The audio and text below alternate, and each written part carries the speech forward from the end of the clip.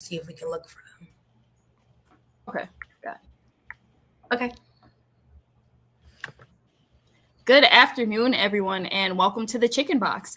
This is the first show of the year, and we're excited to have you join us today. I hope your new year is starting off well and that you're following some of your resolutions. For today, we'll be discussing Black People versus Archives, and we have some special guests joining us today. So if this is your first time joining us, I'm Courtney Alexander, and I'm one of your co-hosts. Impeccable and Dr. Draper unfortunately won't be able to join us today, but don't worry, you will see them again in the future. So without further ado, join me in welcoming the public access archivist for AFRO Charities Incorporated, Deyane Moses. Hi everybody. Hi Courtney, thanks for having me. Really excited to be here. Most definitely. Excited to have you here too. How are you doing today, and how is your new year going so far? It's going great. You know, the new year honestly came in hot for me. I'm really busy. AFRO Charities is really busy, and I'm just really excited. What about you? Mine was great. I went downtown Chicago. The weather wasn't terrible. Heard the fireworks, so it wasn't terrible. How was yours? Yeah. I spent time with my family mostly. My brother. And just kind of chilled and kicked it at home, really just rested and gearing up for the new year because it's going to be a very busy new year, especially coming out of COVID. It seems like everything is just happening all at once. Everybody's trying to get back acclimated to the real world. So I'm really excited for what's going to happen in the new year. Most definitely. Today we also have another guest joining us. Deyane, would you like to introduce our other guests? Yeah, our other guest today is going to be Sharena A. Christmas.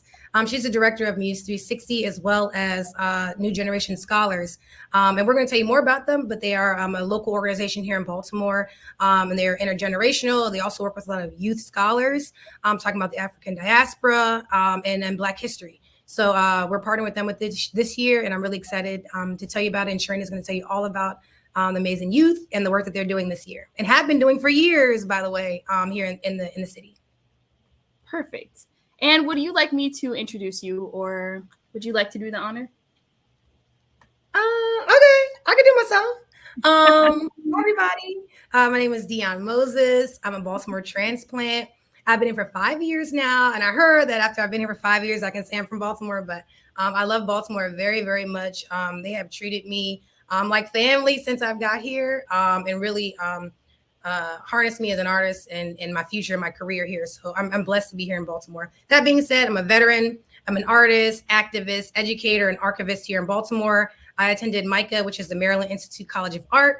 I got my BFA in photography in 2019, and my MFA in curatorial practice in 2021. I created a small archive that talks about the college's Black history.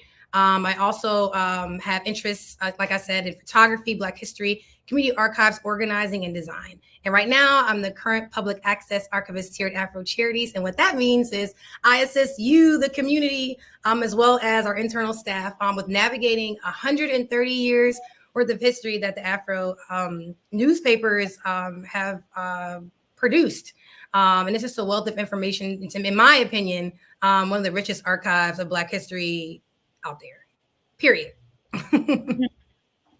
We love to see it. Absolutely. And hi, Sharena. How are you? Oh, I'm on the show. Okay, great. Yeah, I'm sorry. I didn't even... Hello, I'm great. How are you guys?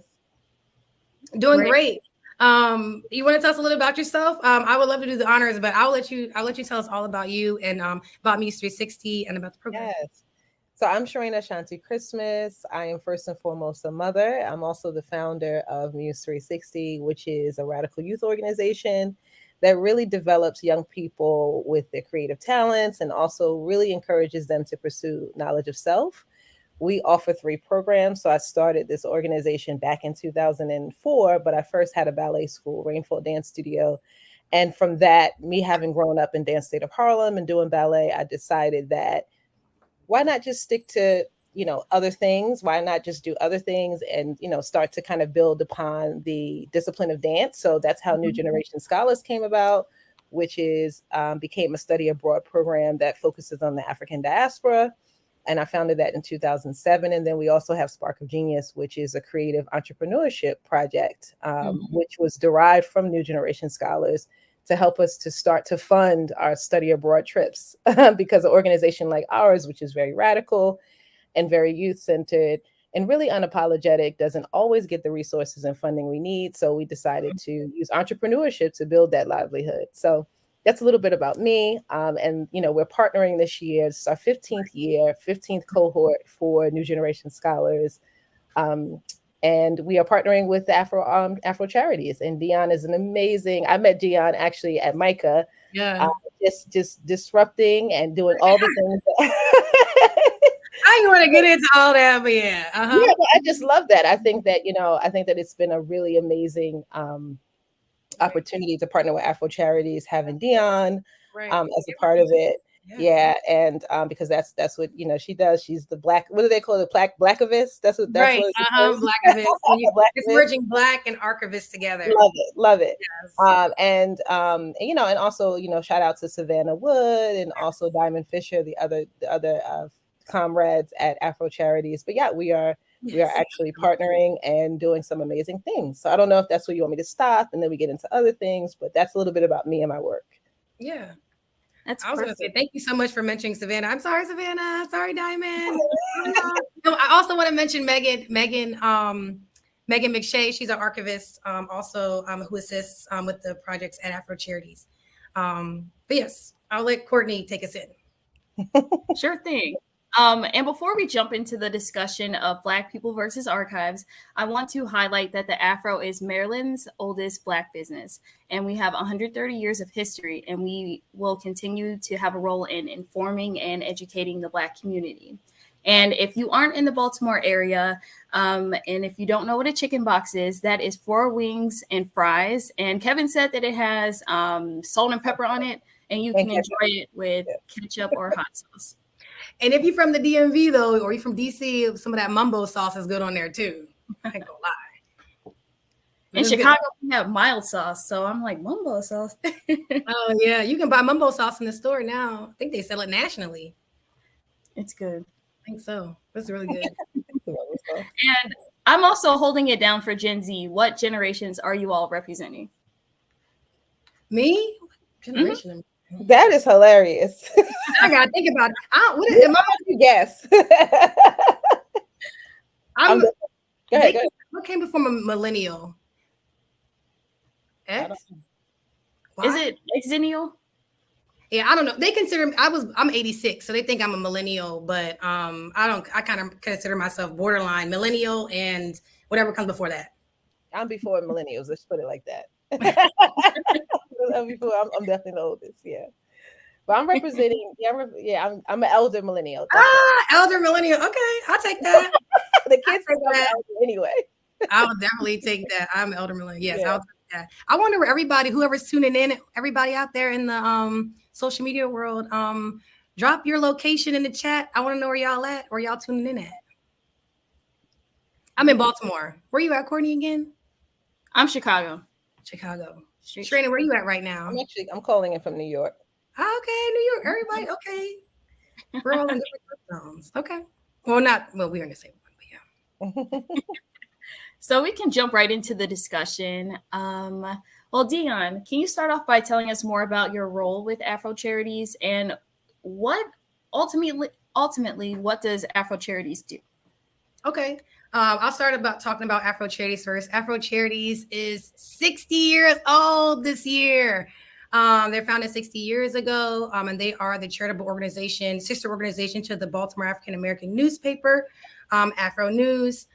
We provide public programs within the city, but also we've started gearing towards the preservation of the archives. So before I get into the preservation part, before Afro Charities was founded 60 years ago, Afro newspaper was running charitable programs, specifically like Mrs. Santa and the Clean Block program. And those programs, Mrs. Santa sounds like what it is. It was a charitable program that enlisted the city to participate and solicit them for what they needed for the Christmas, whether it's mostly for a child or could be a family in need. And the AFRO would provide that and also provide general gifts for the community. And that's been going on way long before AFRO Charities started. And we recently just participated and had a Miss Santa this year at Nomu Nomu. And it was beautiful. We partied it up. Go on AFRO Charities on IG and look it up. I'm telling you, we had a ball. We had what do you call it? We had a hot chocolate. There were bikes given away. Omegas gave. It was like over 12 bikes given away. We had an overflow worth of toys. We had maybe just a few toys left over, so everybody got a toy, and some people even got more than one. I mean, it was an amazing experience. We had a DJ. It was great. We had a photo booth. It was amazing. So that's after we've reinvented and kind of revised that program this year, and we're looking forward to in the future also working on Clean Block, which charted to my head and not my heart if I get this wrong, but it was one of the first ecological endeavors that have happened within the city. And what they asked for is Frances Murphy, she's a descendant of one of the founders of the AFRO, Frances L. Murphy, but she started Clean Block. And what she was doing was she was a teacher and educator, but she was getting together with different students and educators in the city to garner students to clean up their neighborhoods. And then the most beautiful neighborhood would get a party. And so that went on for quite some, over like 50 years. And so wait, longer than that. So over like 70 years, 80 years. And so it was an amazing program. It was one of the first community organizing efforts that happened in the country. And that happened right here in Baltimore and right here at the AFRO. So those are some of the programs that we're doing. And like we stated earlier, the youth fellowship program, which are some of the new initiatives that our director, Savannah Wood, has started working on, which is one, the youth programs, so we're talking more about Sharena, but also the preservation of the archives. And so right now there's a lot of grant funding going towards the preservation of the AFRO's archives. Like I said, 130 years worth of history, over 3 million photographs. That's just photographs. We're talking correspondence, internal things, reporter notebooks, books that are written, none of that. And so we are working on digitizing this collection to make it more accessible to you, the public. People want to and need to use this information, need to have it. Black history is being exposed more and more and more, and how we have contributed so generously to the culture, to moving forward the nation. So I'm really excited to be a part of that. So we're working on digitization efforts. We're partnering right now with the Maryland State Archives. Shout out to the Maryland State Archives. They've been holding it down for real. They given us a space temporarily while we're bringing the Upton Mansion, which you can talk about later too, next year. But they're giving us temporary housing and letting us use their facilities to digitize these materials. So every week we are digitizing materials. I would say we get through maybe about 300 photographs every week. And then not to mention some of the other materials that people have reached out to us about. So yeah, my job is to help with research initiatives and different things like that. And I'm totally happy to show you too. If we have a few minutes, I can show you real quick. Most definitely. Presentation. Taryn, do you mind pulling it up for me real quick? I don't want to take up too much time, but I just want to show y'all a little something. Just to talk to you a little bit about the archives and how you can access them. The archives, if you're in the Baltimore area or if you know somebody in Baltimore who has a library card, the archives are accessible through Enoch Pratt's free database system. Taryn will drop that link in the chat. Taryn, you can go over just a little bit. These are the founders of the AFRO newspaper. Go back just one more. I just want to show their face because I got to give them a shout out. That's John and Martha Murphy, husband and wife. He was the founder of the paper. We can talk about the history later, or you can look it up. Skip a little bit forward, Taryn, for me, please. One more. Right there. So the uses of the AFRO archives right now for genealogy, books, advertisements, films, TV broadcasts, you name it, presentations, dissertations, everything. And we are happy to help you with any of those research needs. You can go over one more, Taryn. You can access the archives for free on Enoch Pratt Library. I just want to show you real quick, Taryn. You can press play. Yeah, perfect. That's just one row. There are 4 of them. That's just one aisle that you'll see of what the archives look like that we have at the MSA facility. So they have a huge warehouse. So seriously, we could not house these materials. It was housed at Morgan before, so also shout out to Morgan for assisting the AFRO for years and housing the archives. But we have now moved them here to this facility. So these are the archives here. We have boxes, bound books, as well as filing cabinets.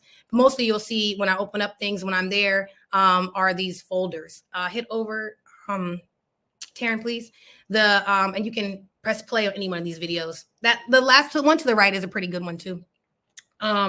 So the archives right now, like I said, we're digitizing these efforts. We're working to digitize this material on a weekly basis. People are using these for all different types of things. It won't play now, but that's okay. We can go over. I don't want to take up any more time. I got one more thing I want to show, kind of like how things work. So the archives, you can access them, like I said, on the Enoch Pratt library, and it's free. When you get this information, you can access it and you can utilize it as you like for personal resources, but you do not want to use this material for, if you want to reproduce this in a public facing form, please make sure you reach out to us. I will tell you a little testimonial real quick. People have reached out to us about fires, and we were able to help them find family members throughout that. So just know that Archives, the AFRO covered the entire world. I'm not even going to say the United States, the entire world, wars, everything. So don't overlook the AFRO's archive or your own archives and community archives as well. Taryn, you go over just a little bit more. One more, please. I just want to tell everybody about archives etiquette. If you are ever in the archives, remember pencils only, and make sure that you don't bring any personal items and put things back, as you found them. One more, Taryn.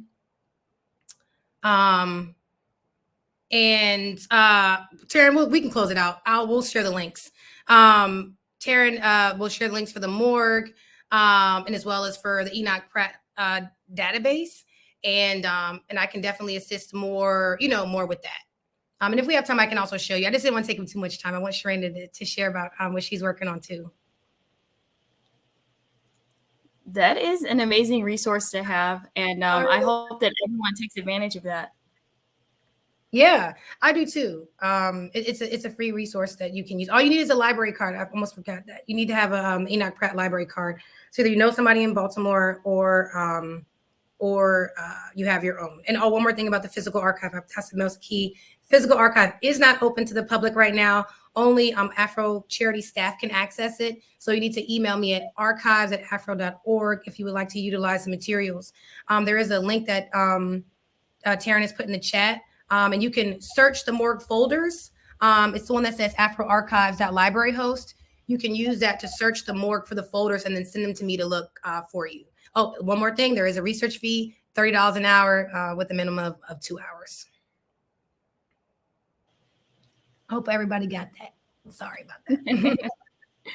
And I want to turn it over to Sharina. Yes. Can you tell us more about Muse 360 and what is your role?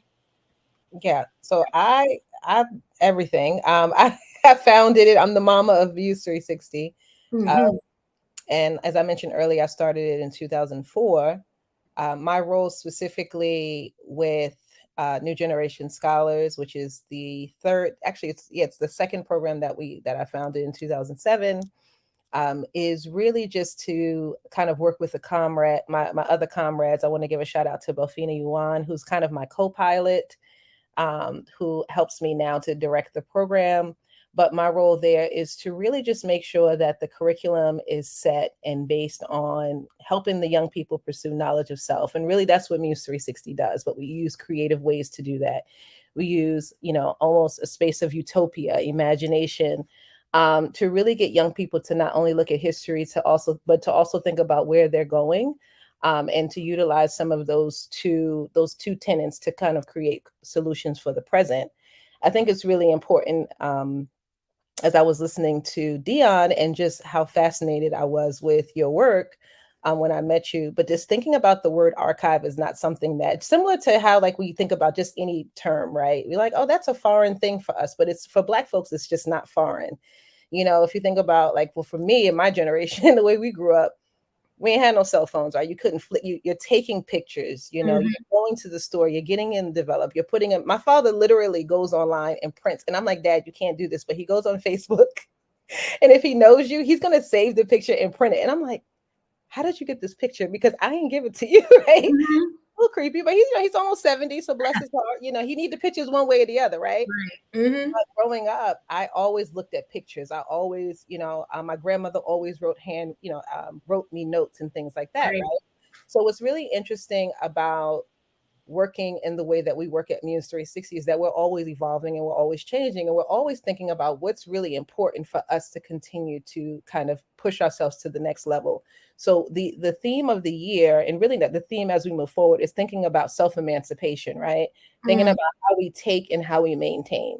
And when I say take, it's like, how do we take back some of these practices that have been taken from us? So even the personal archiving, which is something that I do with my own work, because I'm an artist as well. I'm an assemblage artist and I do film.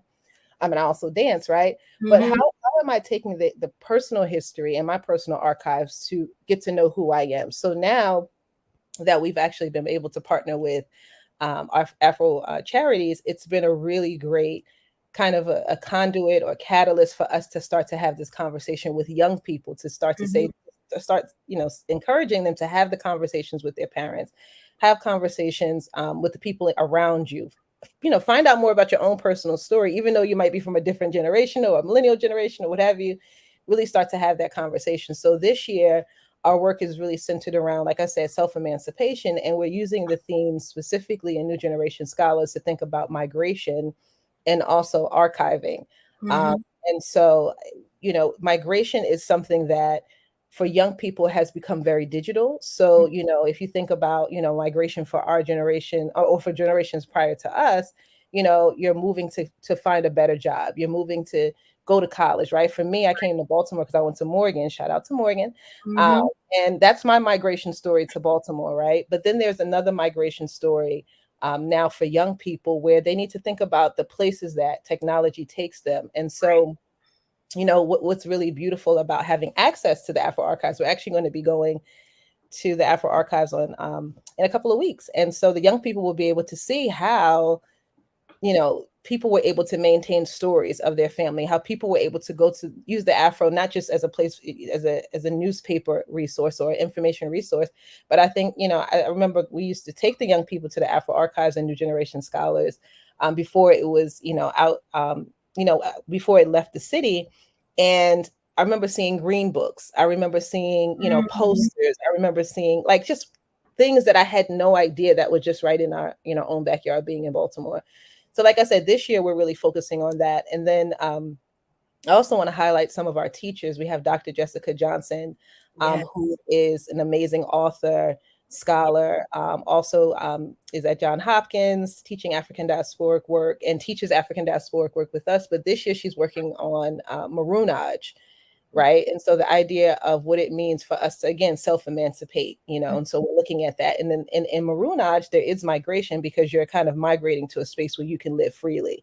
So I get Mm-hmm. excited, so I'm probably rambling. But saying all of this to say, what's really key and important about our work is the intergenerational piece of it, Mm-hmm. right? So when we were younger, when I was younger, I did have an opportunity to do rites of passage, but to dive into this work at a high critical level, not just with archiving, but also with creation, with creativity, right? So the young people are also learning photography and multimedia through Kyle Pompey, so they Mm-hmm. can develop new narratives for themselves, right? This year, we're also going to be working with a digital artist to do some animation around the 9-point program that a lot of our young people have started to create for the city of Baltimore. So we're looking at history, we're looking at some of the rules, right?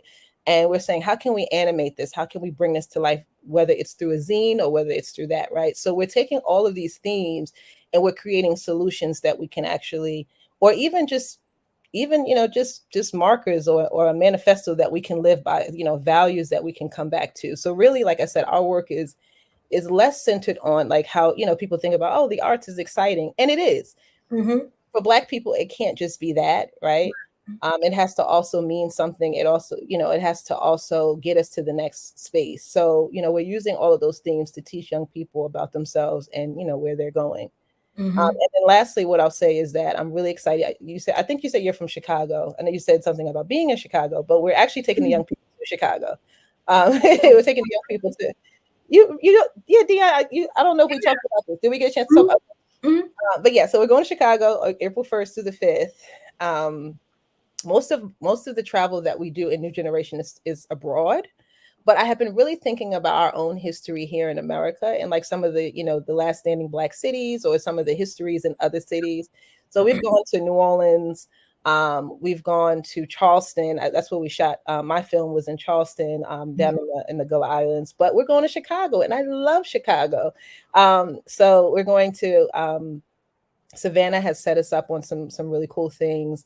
With some of the work that the Astor Gates does. I'm going to also take the young people, and Deyane will be there.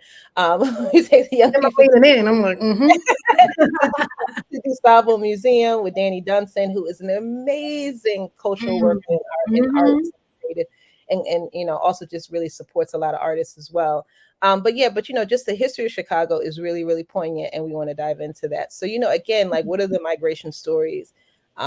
With Chicago, because every time I go to Chicago, I'm like, this is up north, but it is southern in a lot of ways, right? A lot of people from the South, during the Great Migration moved up there. A lot of my family live there, and the archives we have a lot of things in the archives about the history of Chicago. So I'll be sure to pull out that material. Yeah. So that's, so I'm just this work. So I think, like I said, it's been 18 years with this. Well, almost, it's going to be 19 years in July of 2023, which is kind of crazy, but I really created this organization because it's kind of who I am. It's how I was raised. The way my mother's an activist. And it's also my desire to see us be better. It's our desire to see us come together communally and to really just set fire on our own path, Right. So I'm excited about all the things we're going to explore, and I'm excited to see what comes out of it. And we culminate the program on May 20th. We'll have an exhibition, which we're going to tap into Deyane's curatorial skills. She helped the young people.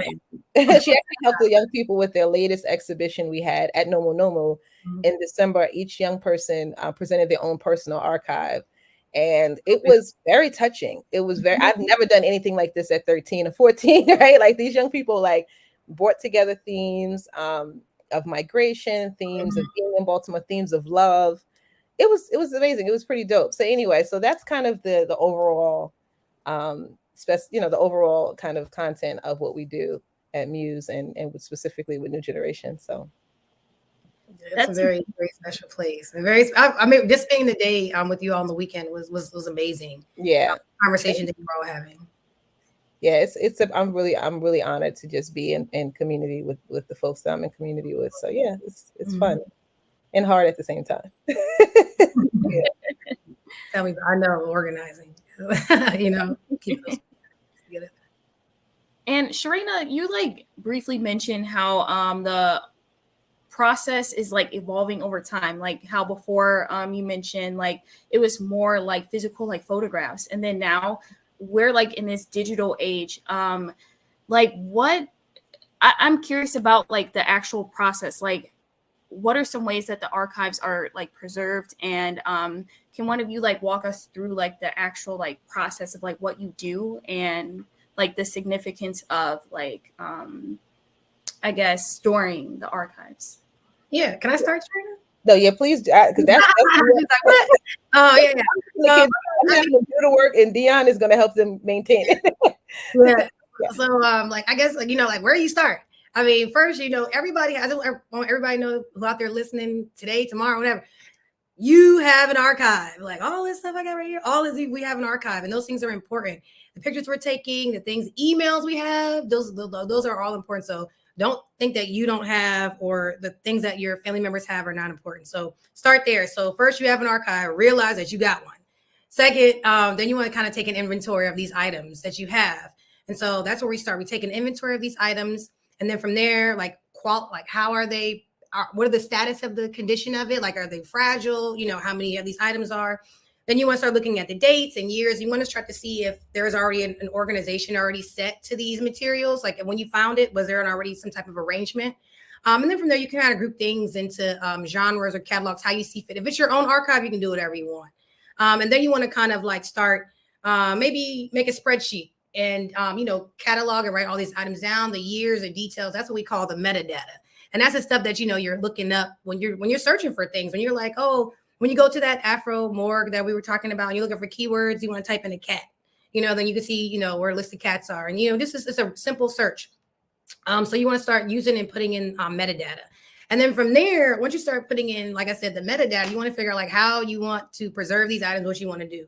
Now, the thing about the preservation of items is depending on what it is, you got to think about materials, all types of things that comes with conservation and preservation. And so like paper items, we have, there are like, what is the word I'm looking for? Hold on, it's coming to me. Oh my gosh, I know the word. It's going to come to me, but there are, we put things in between so that they are protected. And it's the whole core of the thing. I'll come up with it later, but we want to make sure that the things are in protective materials. And you can get those items are very expensive. And so some of the preservation things that you can do now while you're at home is keeping them in a nice, dry, cool area, keeping them in boxes that do not have plastic associated with them. And there are you can find those materials on like Hollinger. Those are some of the things that like we do here in the archives. So we have boxes, and we also are putting this information. We're also more taking the information and cataloging it and putting in, like I said, the metadata. And then we're also making sure they are stored accurately. That's in folders, whether in Mylar sleeves, different things like that.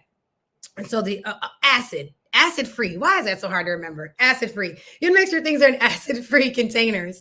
And then lastly, what we're doing in the archives, once we've organized it and we got everything how we want it to do, now we're scanning it. And that was the video we were trying to show you earlier. So we're scanning these items, and then we're taking that metadata, where really the AI is, the computer is taking that data that you see that's written, was not even written, it can be visual. The AI now, they have Google AI. AI is artificial intelligence that can, when the computer looks at it, it's going to read the letters in the background, whatever's in the background, and it also can do image recognition. So sometimes we come back to things that say like forehead and lips and glasses and things like that. But it's also inclusive because it also put on there that the lady had a Jerry curl, not just curls. It wrote Jerry curl. And I was like, amazing. So technology, as you were saying early, Courtney and Sharina as well, is really evolving, and it's assisting us in the archive tremendously. But you really want to make sure that you have the items organized, get your metadata together, make sure they're in acid-free containers and things like that, and then figure out how you want to kind of store them. It's kind of like the process. That's very simplified, but how we're doing it now. That's amazing. Especially, I remember when we came in person and you were like on the computer, I was like blown away that we can do that. Like, that is amazing. Yeah, I could share my, let me see if I can pull that real quick. Let me share my screen. What's it called? Airtable. We have so right now we're using Airtable. So I'm gonna show you the little behind the scenes. Don't kill me, Savannah. We can do this, right? But yeah, so here's I'm gonna share, oops, I don't have it pulled out. Let me pull it out so that you don't see us talking. Here we go. Oops, sorry. And so you can see, can you see it? This page? Please let me know. Can y'all see anything? I can't hear you. Yeah, I can see it now. Okay. So this is kind of, I'm just going to type in,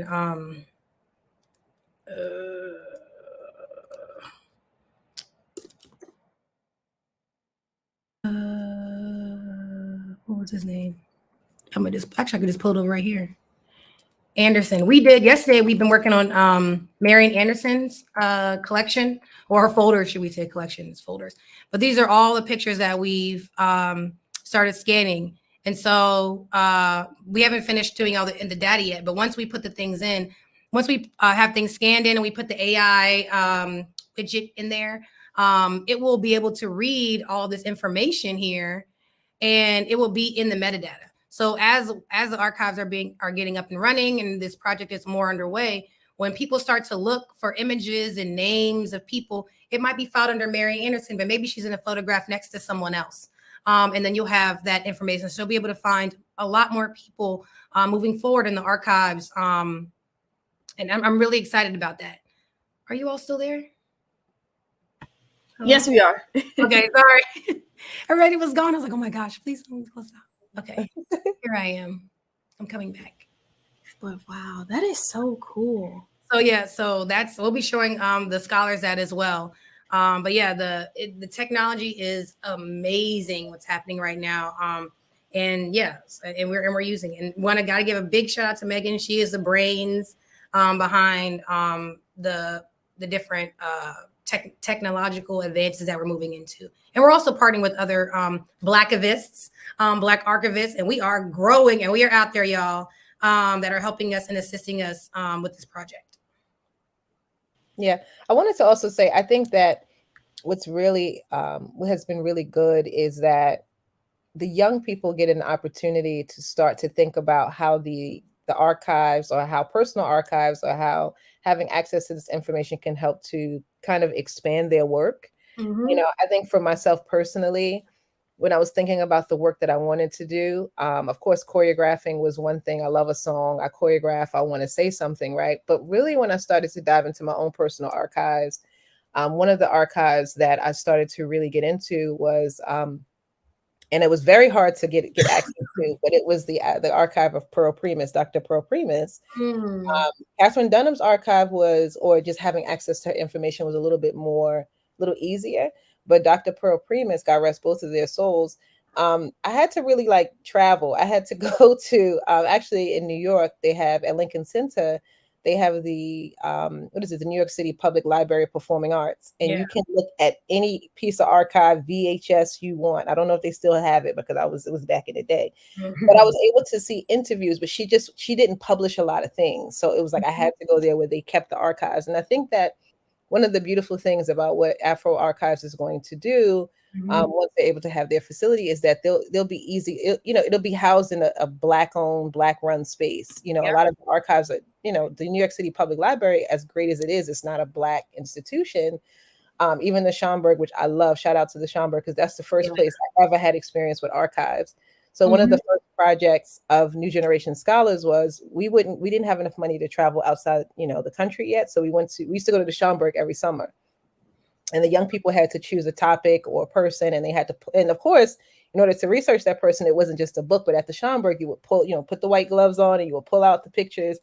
And again, I think for me, and as a dancer, as a person very interested in anthropology and the ethos of Black folks and how we move, archives were a big part of just how I became a more profound artist and thinker. So I think that it's just a really important tool that we should start to. I would love for this to see it implemented in schools, but we know that might be a little far fetched. But because of the level. But I think definitely with the work that we're doing, I think that that's something that I'm going to make sure that we continue to hone in on for the young people.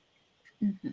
Yeah, I've always I would just see the archives as seriously as a conversation with the past, an ongoing conversation, and it's still happening. Say like if you don't know where you come from, you don't know where you're going. And it's also it shows us exactly why things are the way they are right now. Yeah, and so we need the archives. And I remember I was growing up, I didn't know anything about the archives. I was like, why is this stuff like this?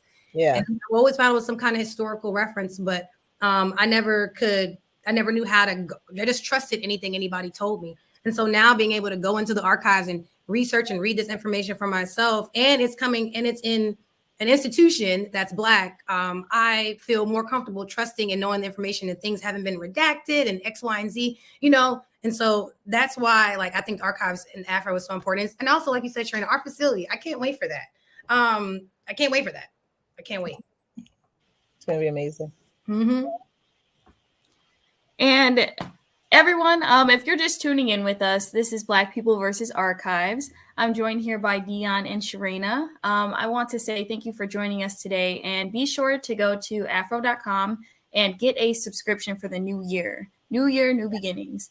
And continue to also support us by following us on social media, and be sure to stay engaged with us. Your support goes a long way. Yes. We really, really appreciate. Can I say one more thing? Shout out to one more plug for Afro Charities is that we do have Upton Mansion, like we were talking about. That's we're hoping be ready in 2024. We're just recently awarded some more money for the redevelopment of the mansion, which is going to be in the historic Upton neighborhood, very historic Black neighborhood. A lot of Black civil rights leaders live there. And so we're really excited for that. And we're hoping that it'll be a community center. It'll house the Afro Archives, the Afro News staff, And also we running community programs and things out there as well. And hopefully, we can start, also maybe taking in acquisitions from the community. So like I said, you have archives. Think about what you want to do with them, and Mary, you might also want to have them housed, and keeping them within your community, or sending them where you think they might be best accessed and accessible and used the most. So yeah, thank you for having us, Courtney. Sharina? I just wanted to also just share that we're only accepting a few applications for New Generation Scholars. For the youth leadership program, you have to be between the ages of 13 to 21. So please visit our website or check us out on social media at New Generation Scholars. And then also, one of the greatest things that we have been able to do from that work is we have a free online educational platform for all ages, adults and youth, New Generation Scholars Intergenerational Institute. And that is launching on January 17th. I put the website, I gave you guys the website, it's right there, but we have 7 free courses for Black people of all ages. I'll be teaching African Diaspora 101, and we'll be looking at how Pan-Africanism can bring us together and how we can find some solutions. But we also have across the Atlantic, with Liberia and Baltimore being sister cities. I'm teaching Black dance. We have abolitionist theory. We have Black superheroes and revolutions in the diaspora. So please check in with us. We're right in Baltimore. The youth need us. Yes. That's something that I want to really make sure that we drive home to the audience, is please spread the word about our work, because the next generation really needs us to do so.